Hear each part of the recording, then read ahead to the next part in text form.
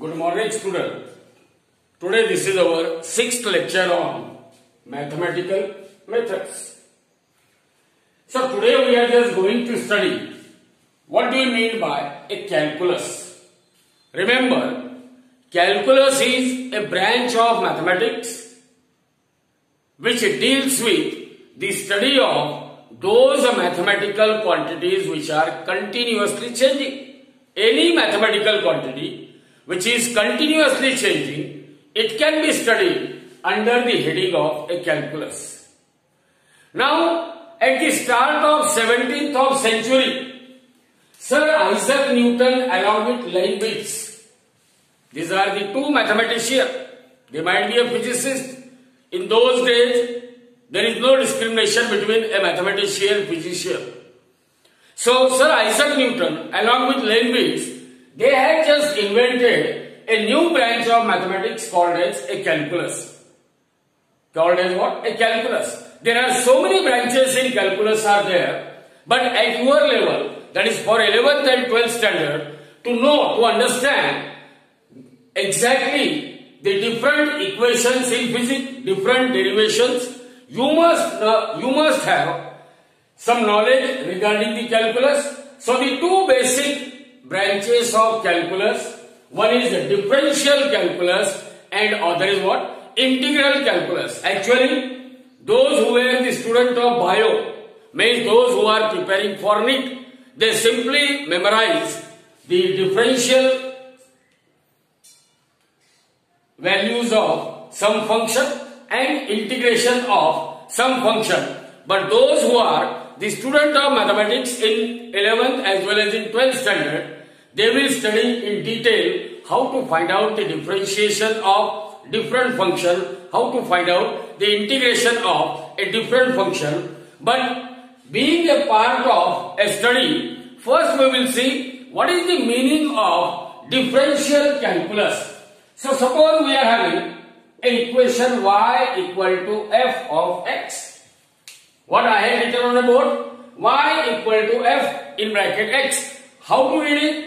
Y is a function of x. Y is a function of x. Here x is called as independent variable. X is what? Independent variable means its value can be changed independently. Whereas y represents dependent variable. Y is what? Dependent variable.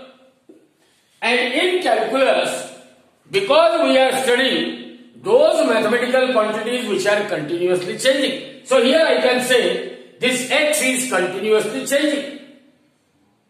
X is continuously changing. So this x, it may be a position of particle which is in motion and which is continuously changing, which is different at different instant of time. And as position of particle changes, say its velocity is also changing as position of particle changes. So if I plot a graph of y against x, y is velocity of particle, x is position of particle, x is independent quantity. Any independent quantity, while plotting a graph, it is always taken on x-axis, while dependent quantity will be taken on what? Y-axis. So we will have a graph of y against x as a curve. See here, this is a curve. This is a curve. Now, on this curve, suppose we are having the 2 points A and B. Point A corresponds to position x0 of a particle, while point B corresponds to position x0 plus delta x of a particle. And from the graph, we are joining the point A and B, so we will get a straight line AB. Let theta is the angle made by that line AB with the horizontal or with the position coordinate. Then, what is the slope? Slope of a curve AB. Slope of a curve AB equal to tan of theta. And what is tan theta equal to? Delta y by delta x, opposite side upon adjacent side, delta y divided by delta x. Now, as far as the slope is concerned, in this slope, this delta x represents small increment in the position of particle. Very small increment in the position of particle. And in delta x itself, I start reducing the value of delta x. So as the delta x becomes smaller and smaller, what happens to point B? For delta x, point B is here. As the delta x becomes smaller, B will come here. As again it is made smaller, B will be here. It means as we go on decreasing the value of delta x, point B starts moving towards point A. And when this delta x tends to 0, when delta x it tends to 0, what happens? This point B will coincide with point A. Point B will coincide with what? Point A. So when limit delta x tends to 0, delta y by delta x, it is equal to dy by dx at x equal to x0. At x equal to what? x0. So this is, and as far as this situation is concerned, where point B coincides with point A, both delta y will tends to 0 as well as delta x tends to 0. Delta y tends to 0, delta x tends to 0. It doesn't mean that delta y by delta x tends to 0. It should never happen. So limit delta x tends to 0, delta y by delta x equal to dy by dx. Equal to dy by dx. So don't go in detail. Simply you must have some idea regarding the differential calculus. And now we will just see what are the differentiation of a different functions. So one by one we will just make a column of different function and we will try to find out. Now we will see some of the properties of differentiation which is important as far as physics is concerned. Now if f1 and f2, these are the functions of x and s is some constant, then how this differentiation of different function will take place? So ddx of means differentiate s into f of x. Remember, s is constant, so it is taken outside and only we have to differentiate this f. So s into d into f of x upon dx. This is the derivatives of ddx of s into f of x, where s is constant. Then ddx of, now here we are having sum of two functions, f1 plus f2. So separately we can write ddx of f1x plus ddx of f2x. Means whenever two functions are added, while taking the differentiation, you will take the differentiation of separate function and add them. Now we have two functions, they are in multiplication. That is ddx of f1x into f2x. Those who are the students of mathematics, they will use, instead of f1 and f2, they are using u and v. So ddx of f1x into f2x is equal to, you write the first function as it is f1x into ddx of f2x.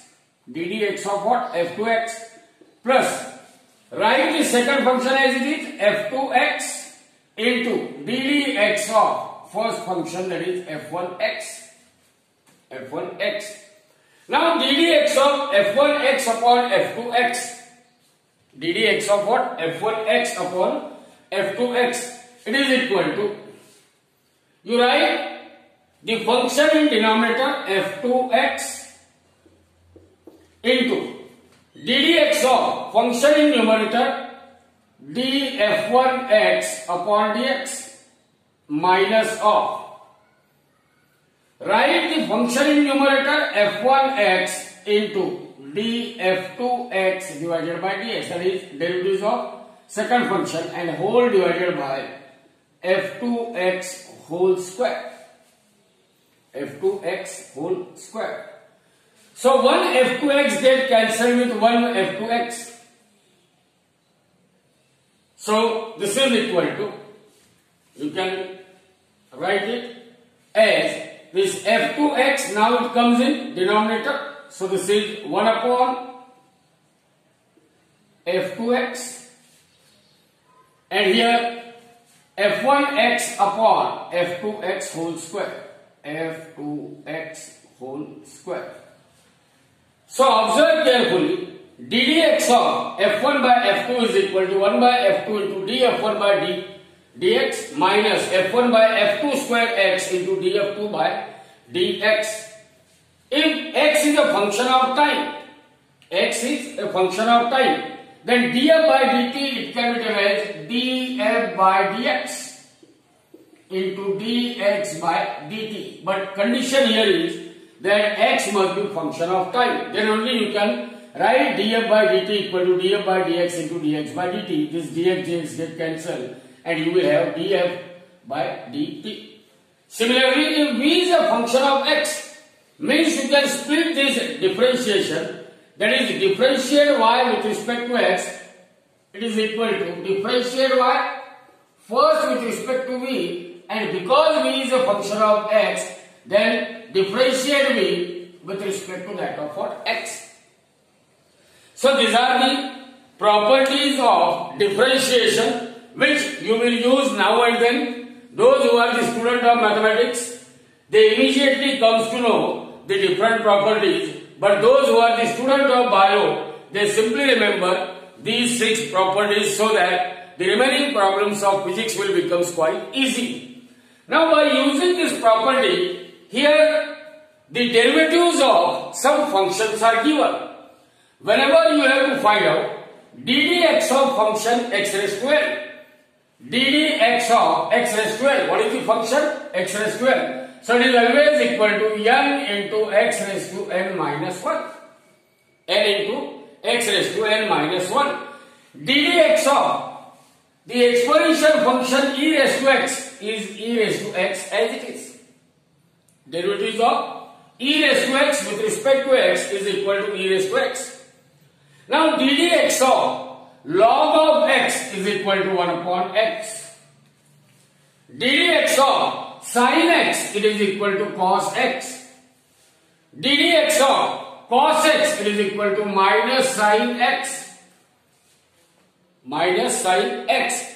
ddx of now tan x, it is equal to what? Sec square x. ddx of cot x, it is equal to minus cosec square x. ddx of sec x, it is equal to tan x into sec x. ddx of cosec x, it is equal to what? Minus cot x into cosec x. And ddx of e raised to ax is equal to a into e raised to ax. A into e raised to ax. So every now and then you remember ddx of x raised to n into x raised to n minus 1, ddx of e raised to x is equal to e raised to x, ddx of log of x equal to 1 by x, ddx of sin x is cos x, ddx of cos x is minus sin x, ddx of tan x is sec square x, ddx of cot x is minus cosec square x, ddx of sec x is tan x into sec x, ddx of cosec x is equal to minus cot x into cosec x, and ddx of e raised to ax is equal to a into e raised to ax. So those who are the student of bio, they just make a chart, and over that chart you write these 6 properties of differentiation and derivatives of some basic function, and throughout the 2 years you just go on watching this differentiation, properties of differentiation and derivatives of differentiation, so that the derivation in physics, they becomes quite simple. Now the another method, another branch of calculus, it is an integral calculus. Actually, what is this integral calculus? In integral calculus, we will study the different properties of integration and their application.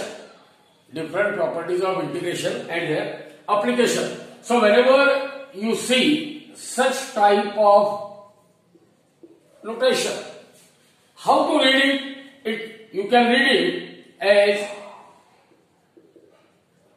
integral of function of x with respect to dx. Integral of what? F of x with respect to dx. What does it mean? What is the physical significance of integral of function of x into dx? Its physical significance is, it is area under curve. Which curve? You can plot a graph of f of x against x, f of x against x. So if you plot a graph of function of x against x, in which x is independent variable, f of x is what? Dependent variable, then you will have a relationship. That relationship, that curve, it may be a linear, that is straight line curve, or it may be a non-linear.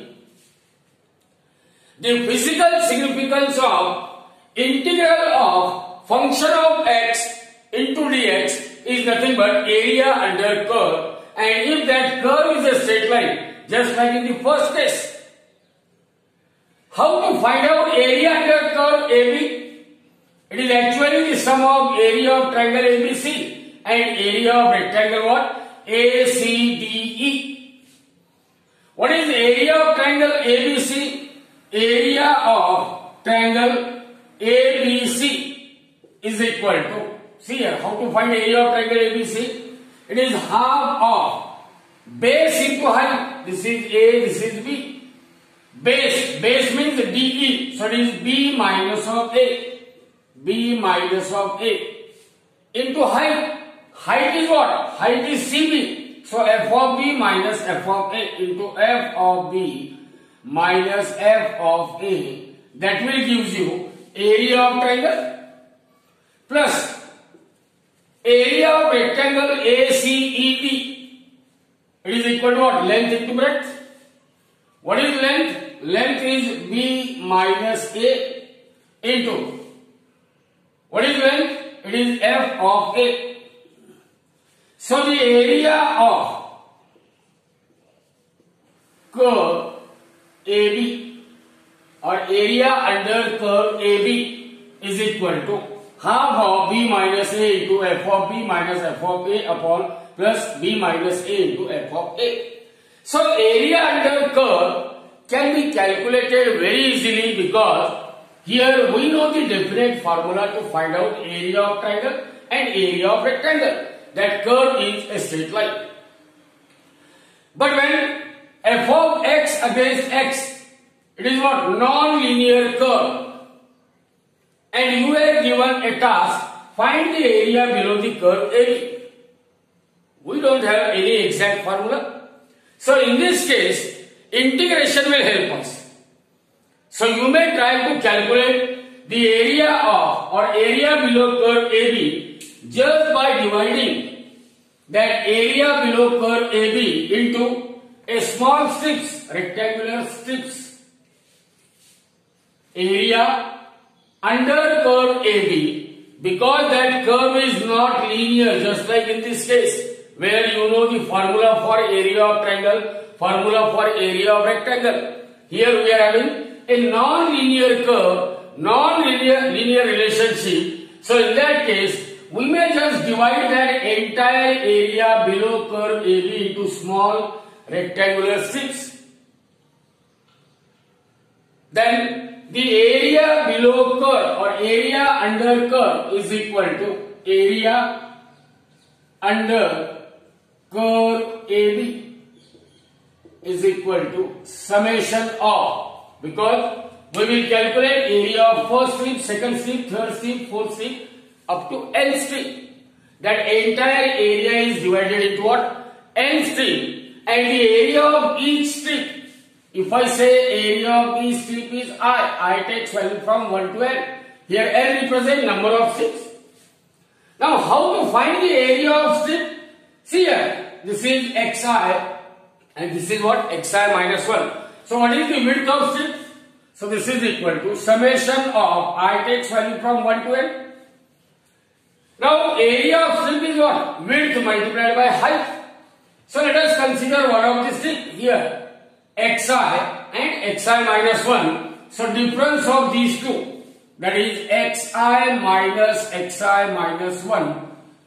This gives the width of a strip, and what is the length of strip? It corresponds to what? F of x suffix I. So this gives area of ith strip. Area of what? Ith strip, where I takes value from 1 to n.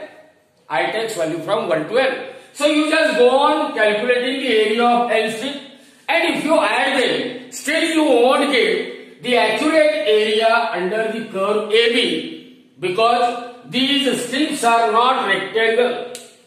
Because here this portion will be left. So this portion below the curve is left.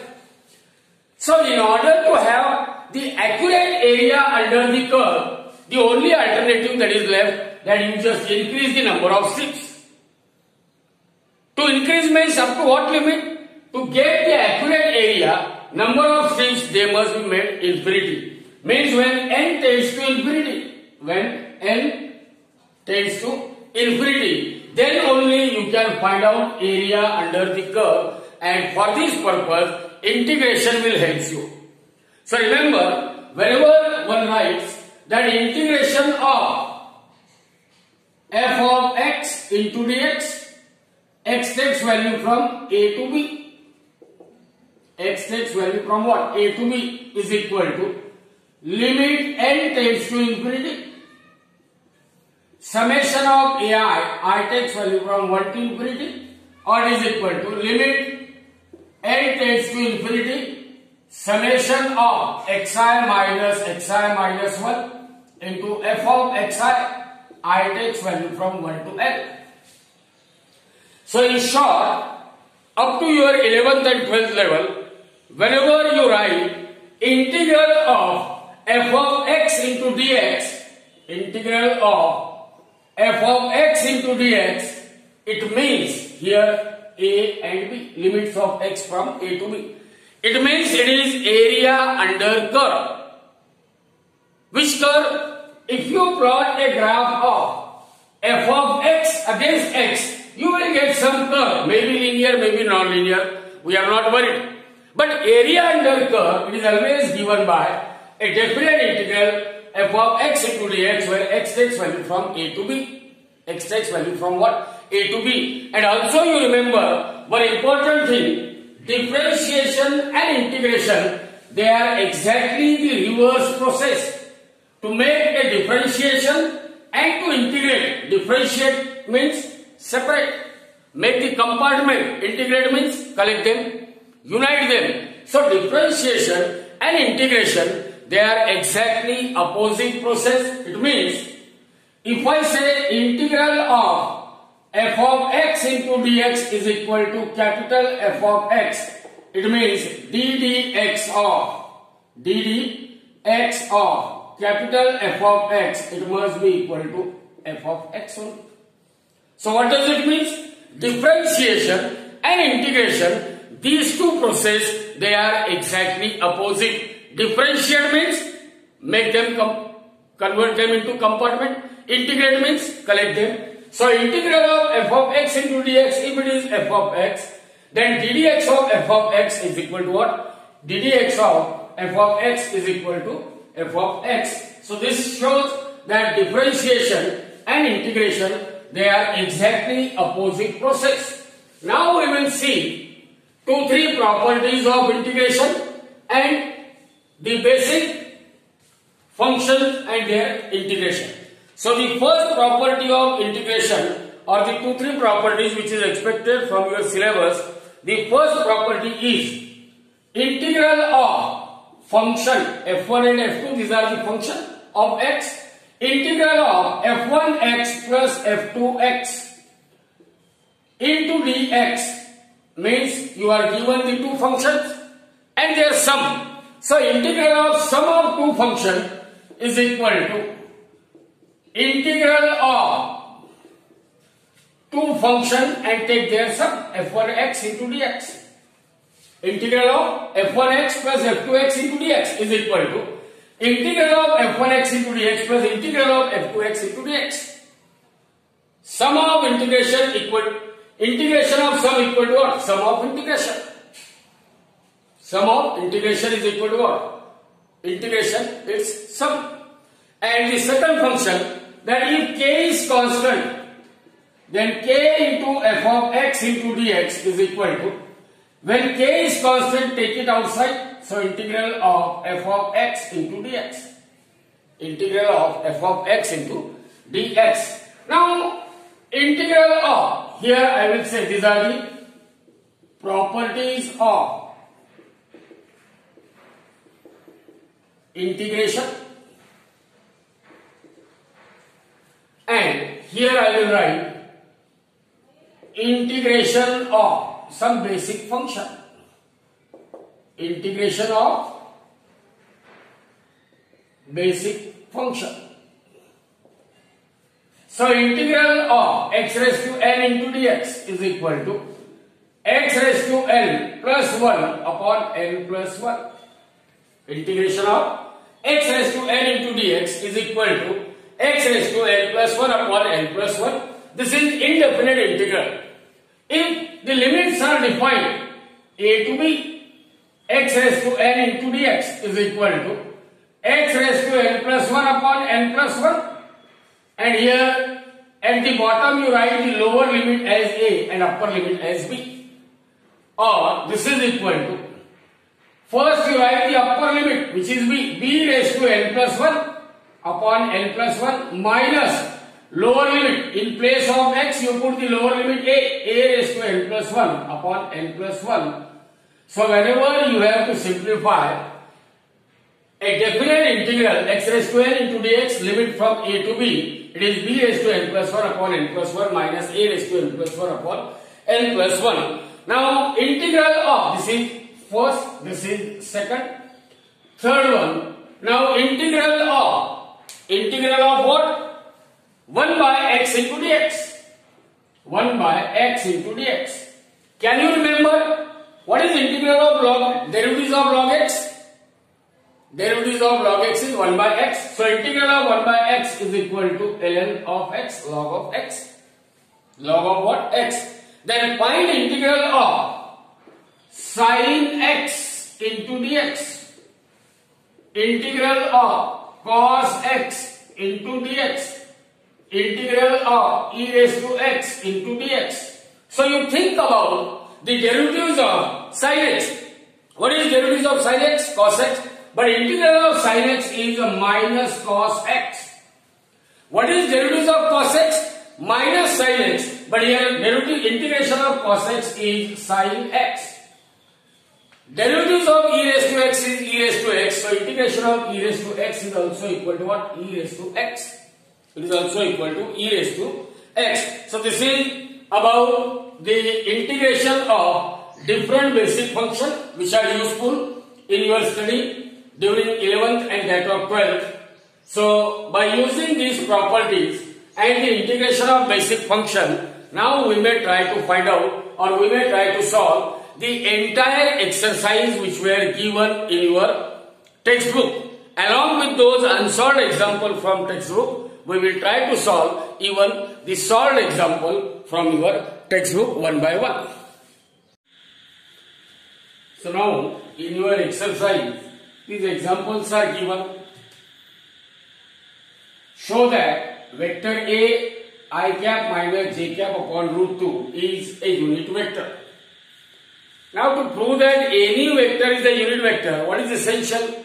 We must find out magnitude of that vector. So here I can write that given vector, vector A equal to, see here, it is 1 by root 2 I cap minus 1 by root 2 j cap. So this is equation number 1. Now compare this equation with vector A equal to I ax plus j ay. So what this implies? ax equal to 1 by root 2 and ay equal to minus 1 by root 2. Okay. Then to find out the magnitude of vector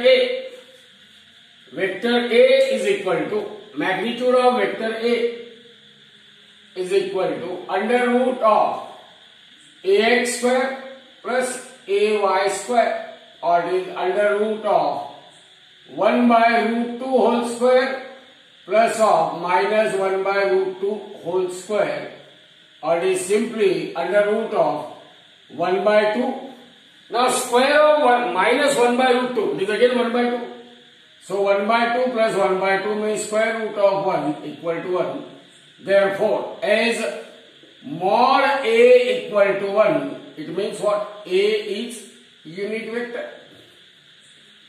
A is a unit vector.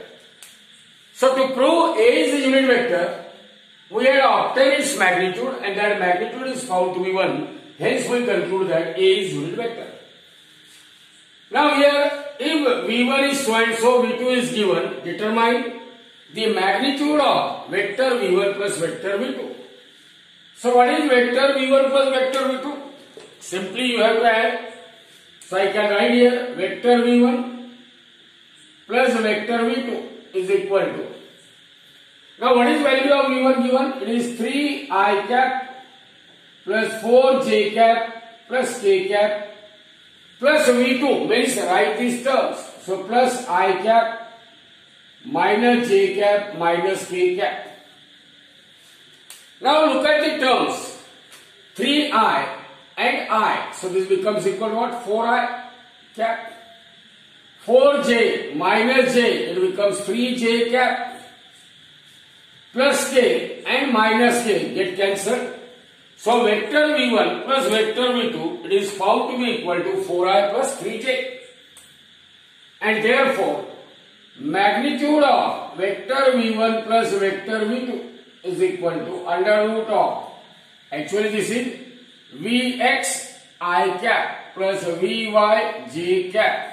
So under root of Vx square plus Vy square. So this is under root of. Now what is Vx here? Vx equal to 4. So it is 4 square. Plus Vy. Vy equal to what? 3. So it is 3 square. So under root of 16 plus 9 under root of 25 or 5 unit. What is the magnitude of vector V1 plus vector V2? It is 5 unit. Now in the third example, if V1 is 2i minus 3j, V2 is minus 6i plus 5j, then determine the magnitude and direction of V1 plus V2. So first, we want to find out vector V1 plus vector V2. Vector V1 plus vector V2 is equal to, write down V1, it is what? 2i cap minus 3j cap plus of minus, so here it becomes minus 6i cap plus 5j cap.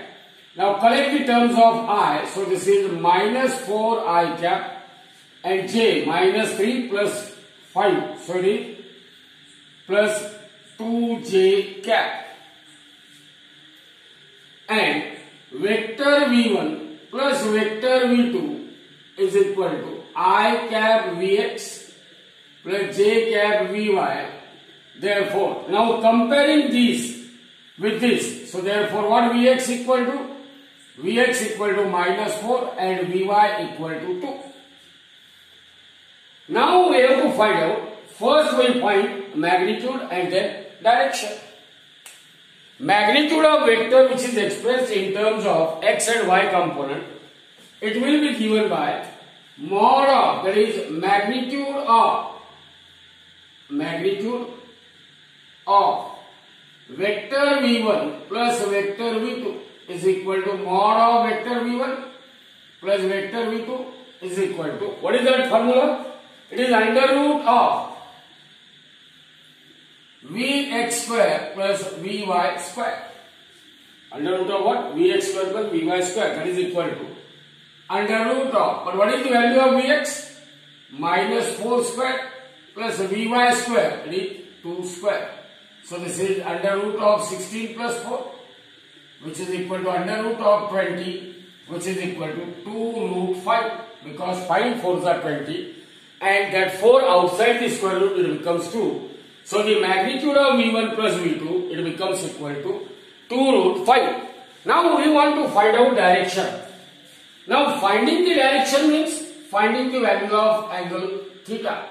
Tan theta is equal to Vy upon Vx. What is Vy? 2 upon Vx minus 4. So this is minus 1 by 2, or theta equal to tan inverse of minus 1 by 2. Theta equal to tan inverse of minus 1 by 2. Now find a vector which is parallel to what? V equal to I minus 2j and has a magnitude u. Let here I say, let u bar is a vector having magnitude 10. Having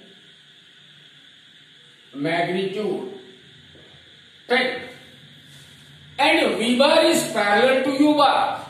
V bar is parallel to u bar, and that u bar is parallel to V bar.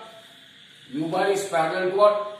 V bar. It means ratio of their magnitude must be some constant.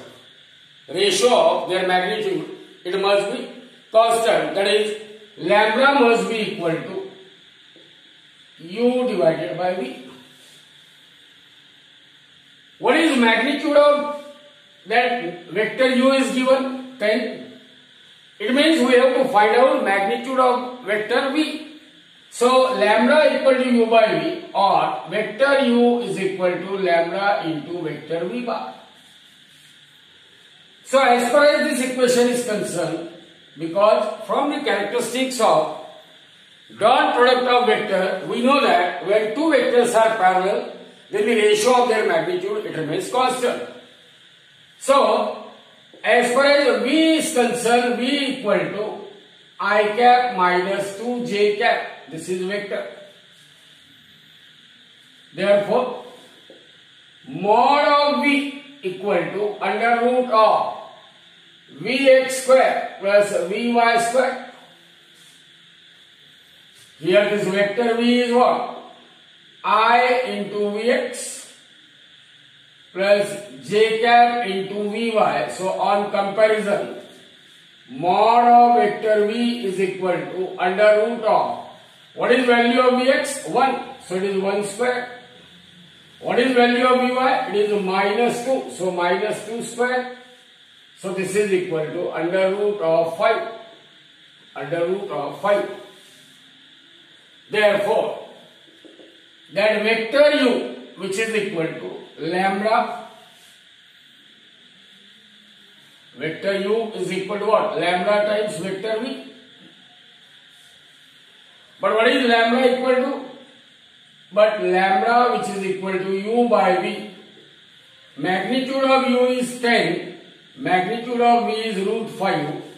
Therefore, that vector u is equal to 10 by root 5, which is the value of lambda, into vector v. Write it as it is. Vector v is what? I cap minus 2 j cap. So on simplification, multiply. So it is 10 by root 5 I cap minus 20 by root 5 j cap. So this is the required value. That value which is parallel to given vector v is 10 by root 5 I minus of 20 by root 5 j. Minus of what? 20 by root 5 j. Now here you have to prove that the two vectors are parallel to each other. Whenever vectors are parallel to each other, it means what we have to prove? When I say that vector A is parallel to vector B, it means their x, y and z component, they must be what? Their ratio must be same.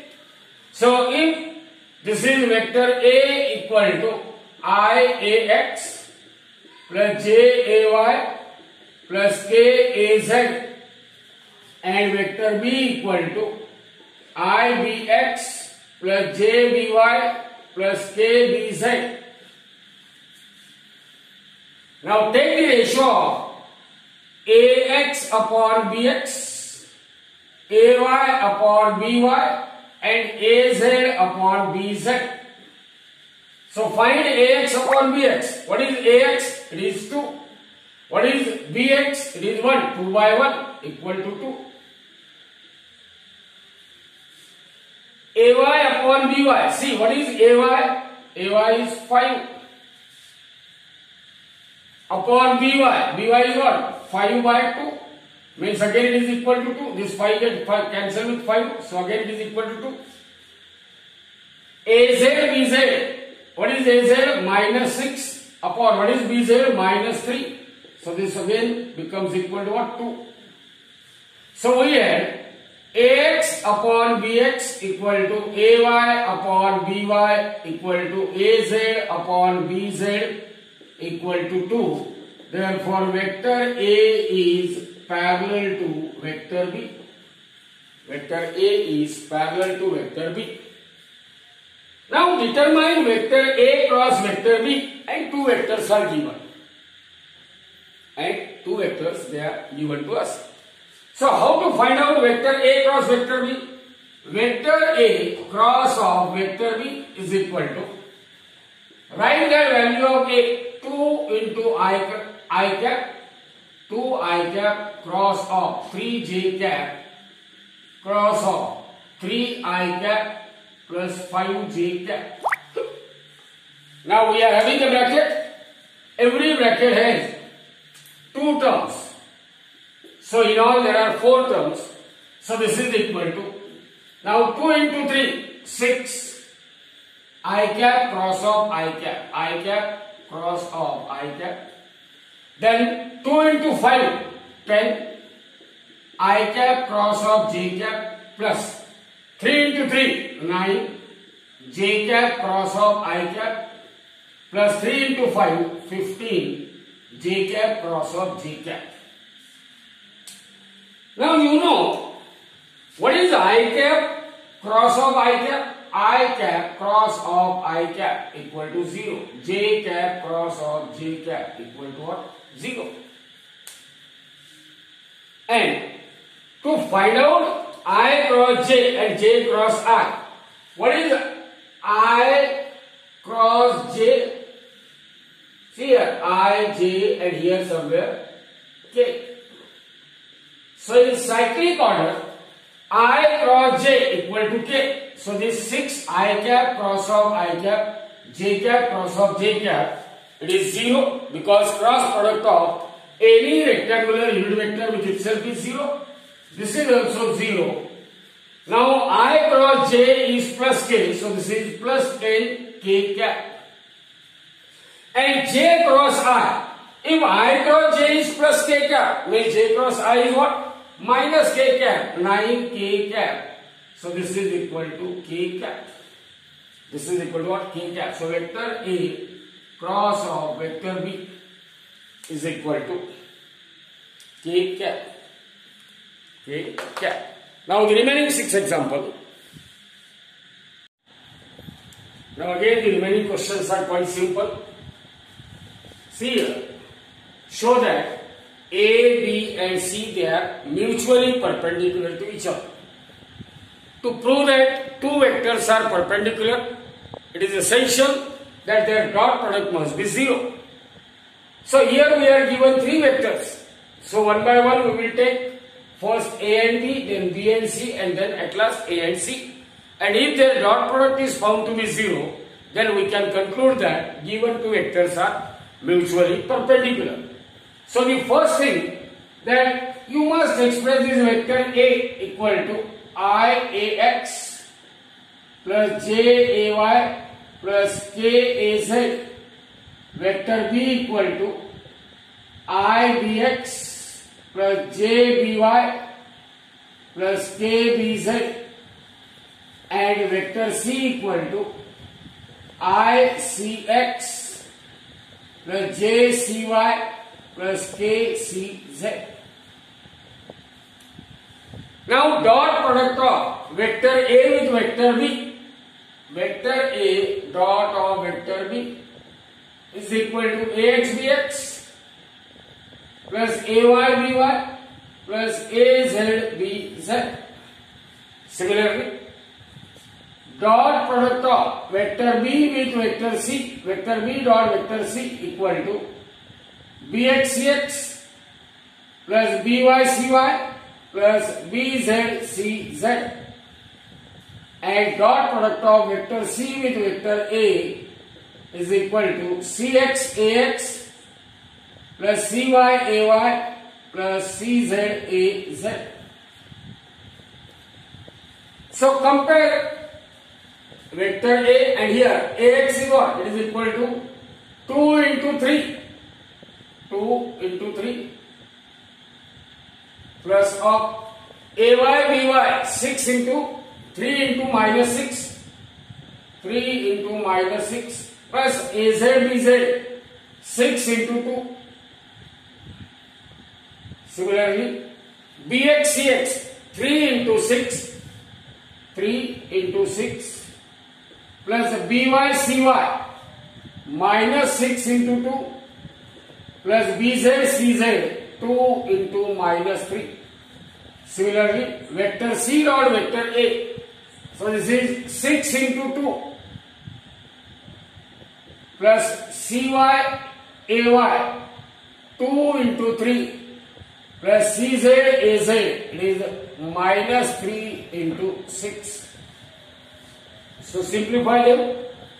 It becomes 6 minus 18 plus 12. So finally it is 0. Here is 18 minus 12 minus 6. Finally it is 0. And here it is again 12 plus 6 minus 18. So it is equal to what? 0. So as we are having the situation vector A dot vector B equal to vector B dot vector C equal to vector C dot vector A. All of them they are equal. It means vector A, vector B and vector C. They are mutually perpendicular to each other. They are mutually perpendicular to each other. Mutually perpendicular to each other. Mutually perpendicular to what? Each other. Now in the second question, determine the vector product of, vector product means cross product. So vector product of vector V1 and vector V2. So V1 cross of V2. You may make use of determinant I cap, J cap, K cap. Now Vx, or V1, Vx1, Vy1, Vz1. They are what? 2, 3 and minus 1. 2, 3, minus 1. And then 1, 2 and minus 3. Vx2, Vy2, Vz2. 1, 2 and minus 3. Now you can simplify this determinant. So this is equal to I into I cap in bracket. See here, when I take I cap means this element in this row and column, they are eliminated. So in bracket it is 3 into minus 3 minus of minus 1 into 2 minus J cap. So these elements are vanished. So minus J in bracket 2 into minus 3 minus 1 into 1 minus 1 into 1 and plus K cap in bracket. So eliminate these terms. So 2 into 2 minus of 3 into 1. 3 into 1.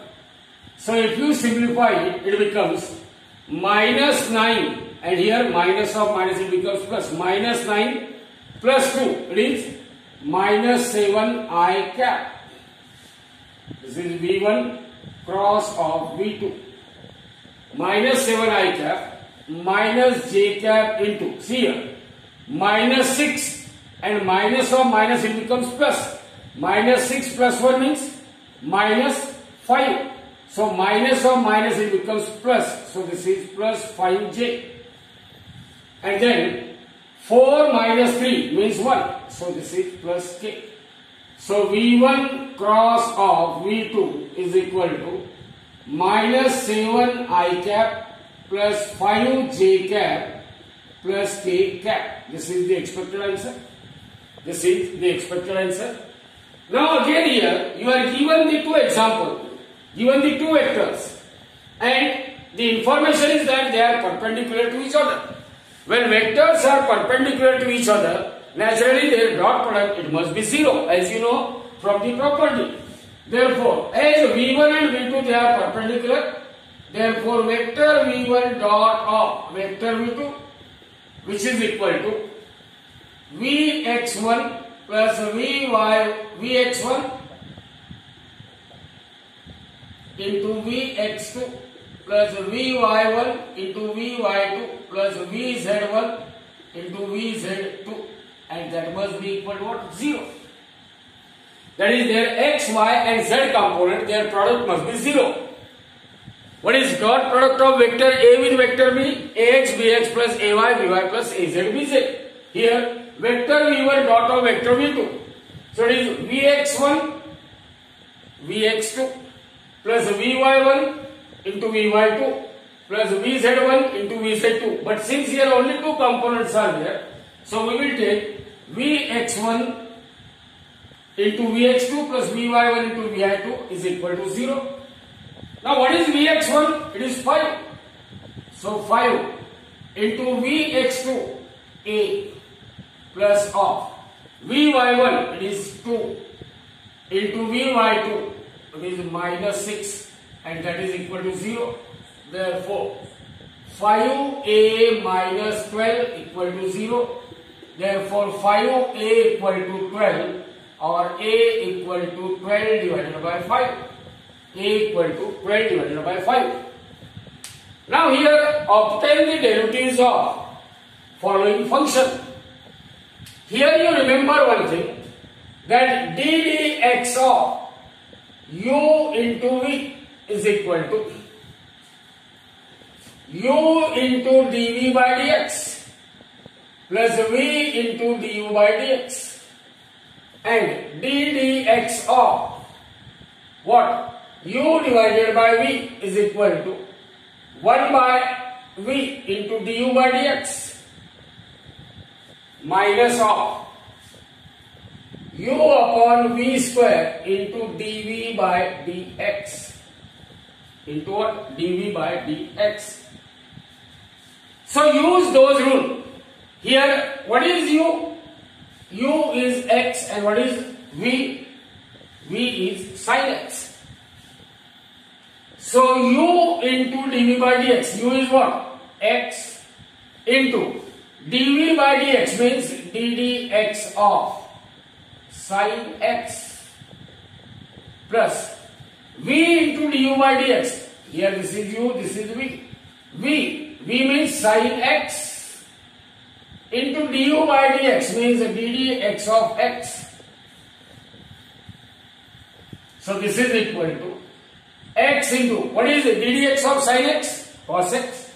So x cos x plus sin x into, what is it? ddx of x? It is 1.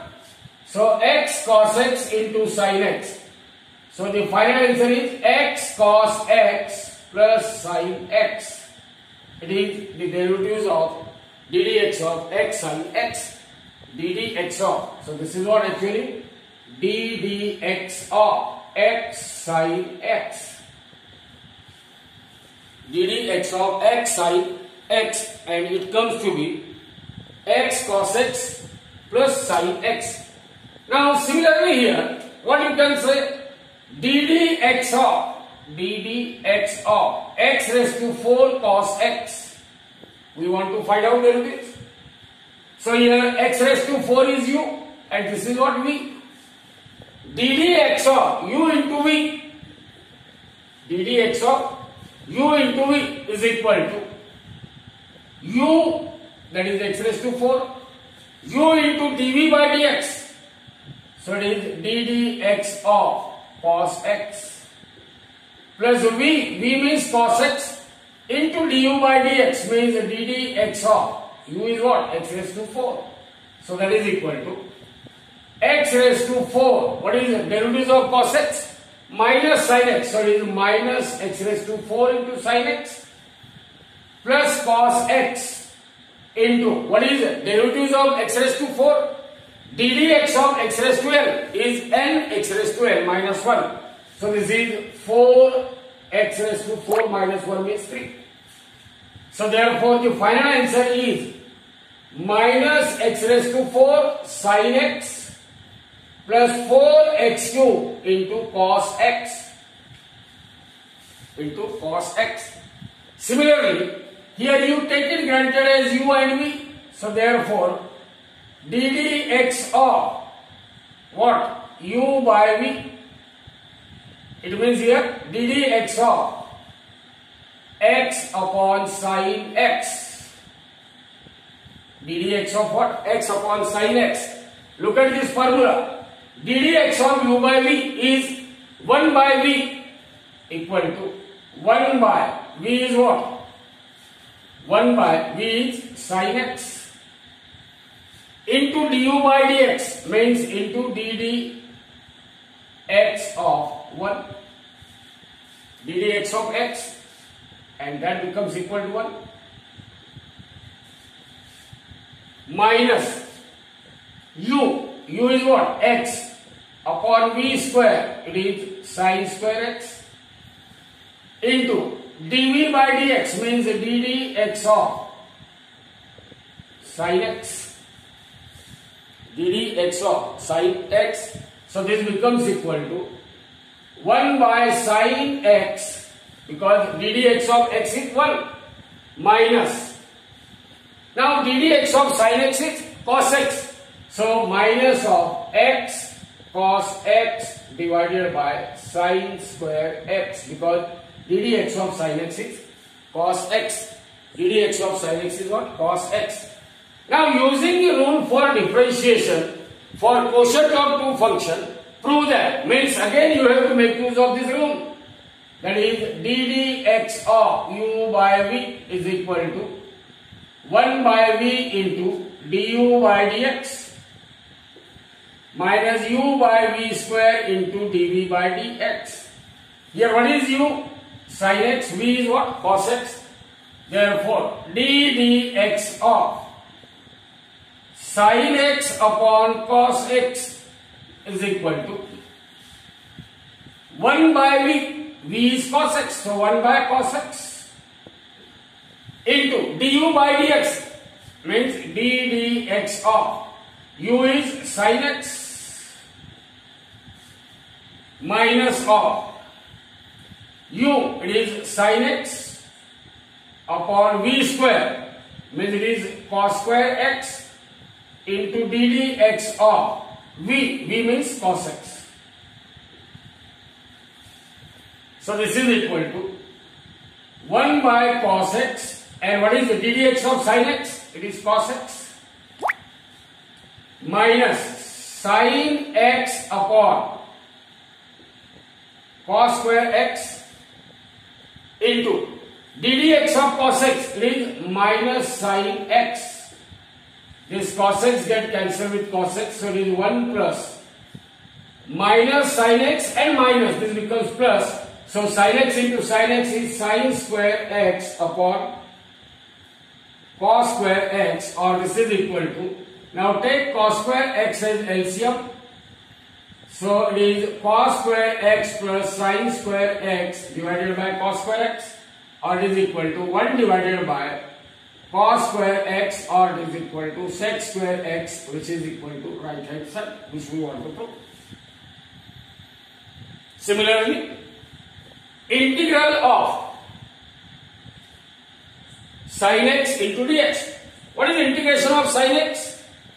Integration of sin x, it is equal to what? Minus cos x, and its limit is 0 to pi by 2. So this is equal to minus of cos of pi by 2 minus. So you can take this minus sign outside. So cos pi by 2 upper limit minus cos 0 lower limit.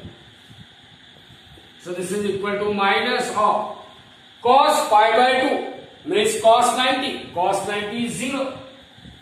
Minus cos 0 is plus 1.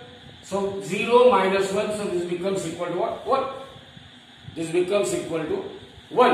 And integration of x dx. Integration of x raised to n is x raised to n plus 1 upon n plus 1. So this becomes x raised to 1 plus 1 upon 1 plus 1. Limit is 1 to 5. So this is x square by 2. Lower limit 1, upper limit 5. So this is equal to x square, upper limit. So 5 square by 2 minus lower limit 1 square by 2.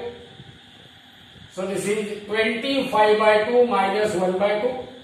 That is 24 by 2, or it is equal to 12. It is equal to 12. So this is all about the example which were present in your exercise textbook. Now for practice, we will take more and more example which is more useful for NEET, CET and JEE.